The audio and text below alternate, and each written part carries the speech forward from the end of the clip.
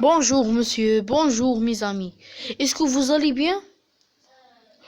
Aujourd'hui, je veux présenter la quatrième partie de leçon description dans le récit. Les dernières séances, nous allons voir la description d'une personne et de lieu et d'animal. Et nous continuons avec la volonté de Dieu par un texte de départ.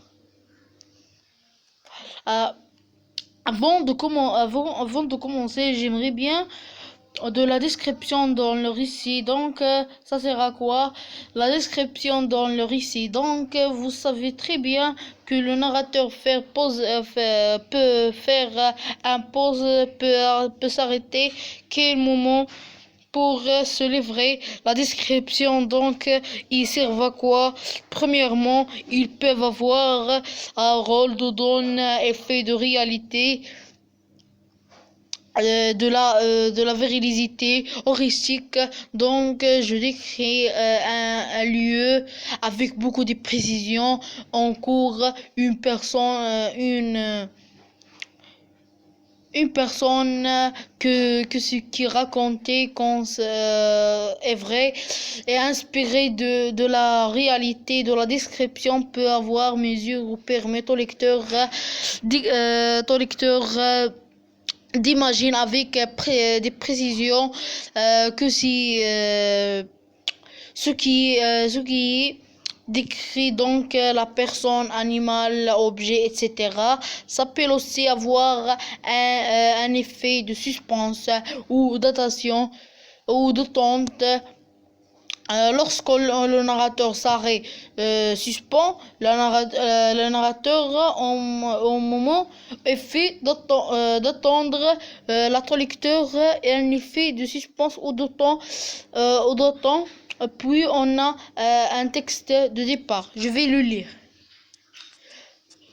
Fabriqué en nickel, il se compose d'un lisse boîtier rond et gris dans lesquels de petits roues dentés en argent s'engrairent et font mouvoir de légères aiguilles pointues et droites sur un cadran blanc présentant 60 divisions. Chacune d'elles représente une minute afin de la poussière ou tout autre objet n'empêche le mouvement d'aiguille. On place un morceau de verre mince qui interdit toute communication avec l'intérieur.